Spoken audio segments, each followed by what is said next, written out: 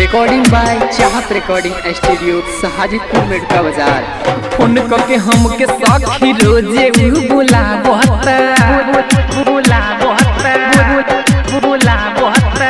लहंगा उठा के तो हमके पनिया बता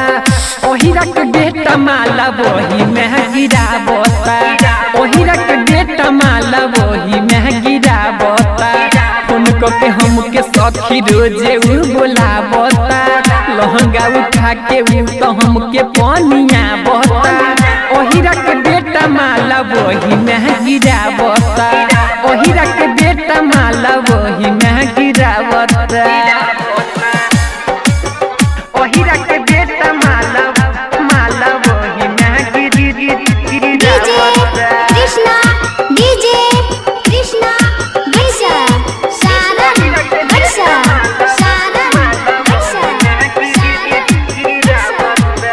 करनी हमान हमार मन नहीं करेला धरे नहीं दम सखी हिक भर करेला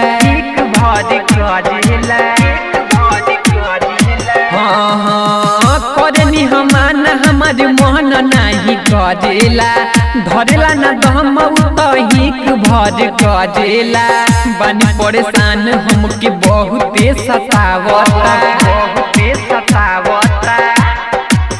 बनी परेशान हमके बहुते सतावता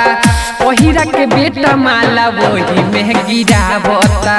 नोनिया के बेटा माला वही में गिरावता। डीजे कृष्णा डीजे कृष्णा वर्षा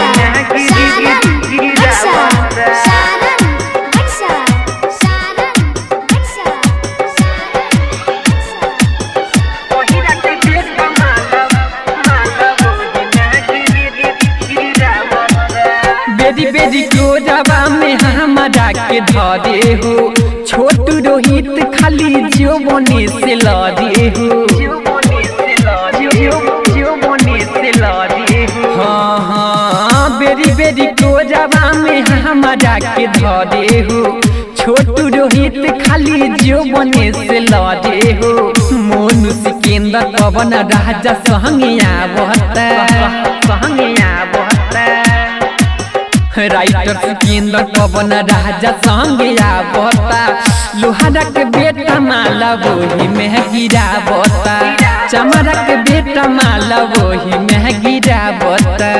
फोन करके हमके सखी रोजे बोलावता लहंगा उठा के तो हमके पनिया बता ओहिरा के बेटा माला वही में गिरावता ओहिरा के बेटा माला वही में गिरावता।